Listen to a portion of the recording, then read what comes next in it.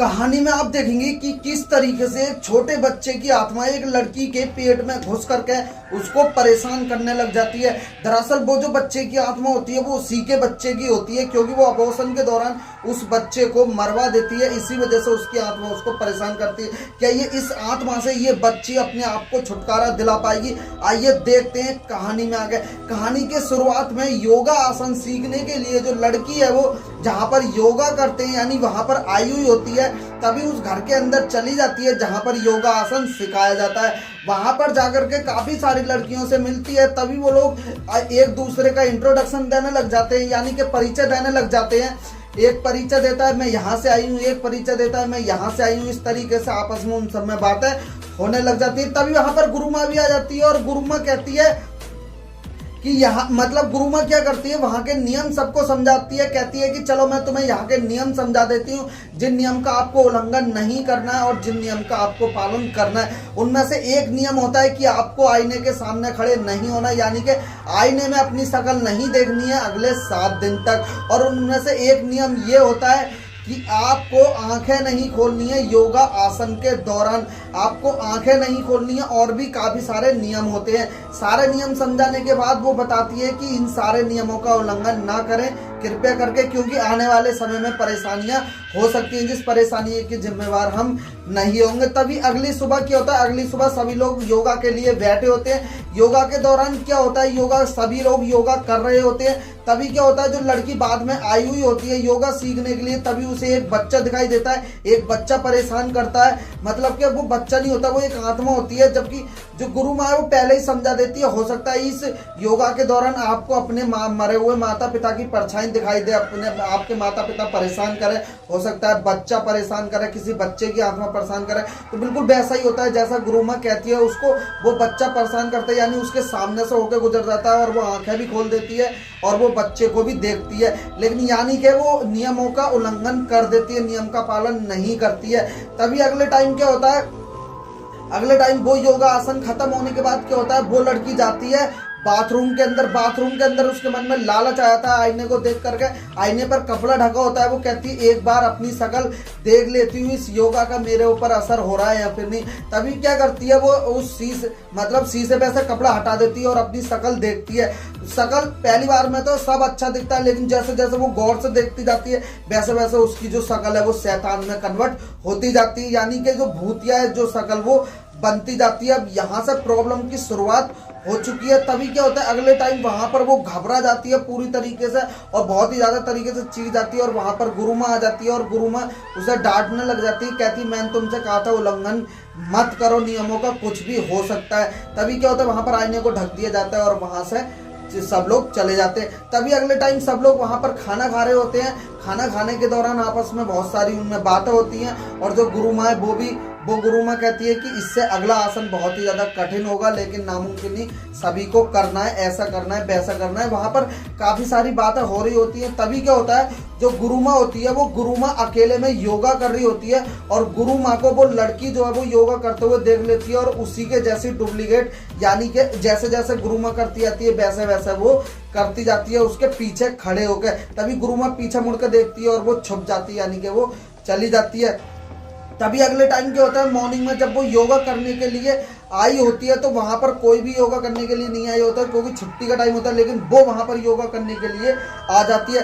तभी क्या होता है, उसके अंदर जो बच्चे की आत्मा आई हुई होती है, वो बच्चे की आत्मा उसको योगा करने पे मजबूर करती है। वो क्या करती है, वो योगा करने लग जाती है और इतना खतरनाक योगा करने लग जाती है, बहुत ज़्यादा काफ़ी सारे ज़बरदस्त तरीके से वो योगा करने लग जाती है कमाल के। और उसके बाद वो जो है अचानक से बेहोश हो जाती है। मॉर्निंग में सभी लड़कियां उसको आकर के देखती हैं और सभी लड़कियां उसको जगाती हैं और कहती हैं क्या हुआ था। तभी वो कहती है कि गुरु माँ पता नहीं, मुझे भी समझ में नहीं आ रहा है कि मेरे साथ आखिर ये सब हो क्यों रहा है। तभी गुरु माँ आश्चर्यजनक हो जाती है और मतलब काफ़ी सारी बातें होती हैं उन सभी के बीच में और काफ़ी ज़्यादा सभी लोग परेशान हो जाते हैं। तभी अगले टाइम क्या होता है, अगले टाइम वो जो योगा कर रहे होते हैं सभी लोग, तो जो योगा के बारे में वो बताई होती है कि ये योगा बहुत ज़्यादा खतरनाक है।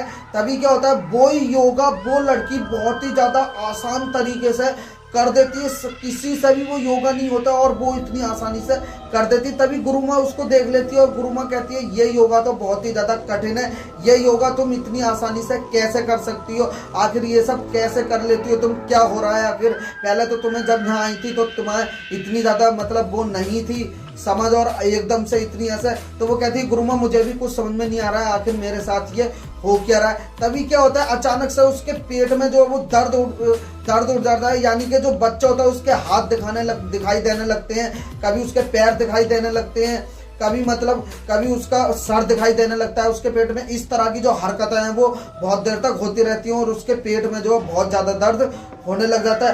तभी अगले टाइम क्या होता है, अगले टाइम वो लड़की एकदम से बाथरूम में चली जाती है और बाथरूम में अपना मुंह चेक करने लग जाती है। तभी क्या देखती है वो बाथरूम में अपना मुंह चेक करती है टॉर्च से, और टॉर्च से देखती है कि उसके बच्चे के जो पैर उसके मुंह में आ रहे होते हैं, बहुत ज़्यादा दर्द उसके पेट में हो रहा होता है। तभी उसका जो हाथ है वो उसके मुंह में से आ रहा होता है, वहाँ पर वो बेहोश हो जाती है। अगले टाइम फिर वो लड़कियाँ उससे पूछती हैं क्या हुआ, उसको क्या हुआ, मतलब लड़की के बारे में पूछती हैं और फिर वो बताती है कि ऐसे ऐसा बात है, सारी बातें वो सब बता देती है। तभी अगले टाइम वो क्या होते हैं, वो गुरु यानी कि वो गुरु को बुला करके लेके आ जाती है, जो वहाँ की जो गुरु होती है, और वो गुरु से सारी बातें बताती है। तभी गुरु कहते हैं कि तुम्हारे पेट में बच्चा, तो वो कहती है नहीं मैं प्रेग्नेंट नहीं हूँ।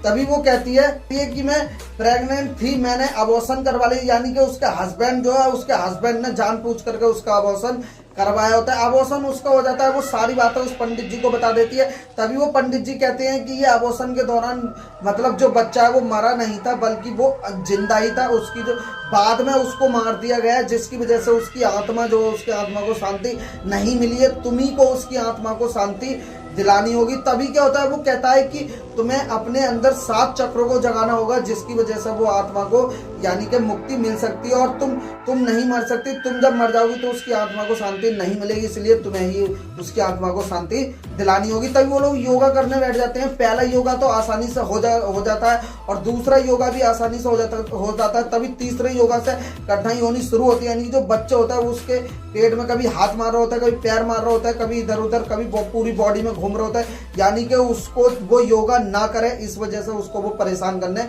लग जाता है। बहुत ज़्यादा कठिनाई के बाद सारे जो योगा हैं वो कंप्लीट हो जाते हैं, यानी कि जो 7वां योगा है वो काफ़ी ज़्यादा मेहनत से कंप्लीट होता है, काफ़ी ज़्यादा उसके पेट में दर्द हो रहा होता है, लेकिन फिर भी सूझबूझ से वो उसको मोटिवेट करते रहते हैं, तुम कर सकती हो, यू कैन डू इट, काफ़ी सारी बातें वहाँ पर वो उसको बताते हैं और वो काफ़ी सारा कठिनाई झेल करके, पेट में दर्द झेल करके उस योगा को 7वें योगा को जो है कंप्लीट कर लेती है। उसको कंप्लीट करने के बाद जो आत्मा है, जो उसके बच्चे की आत्मा होती है, उसको शांति मिल जाती है और सारा काम वहाँ पर हो जाता है। कुछ इस तरीके से जो कहानी का वो अंत हो सकता है। वीडियो अच्छी लगी तो लाइक कर देना चैनल को सब्सक्राइब। मैं मिलूंगा आपसे नेक्स्ट वीडियो में नए टॉपिक के साथ। जय हिंद, जय भारत।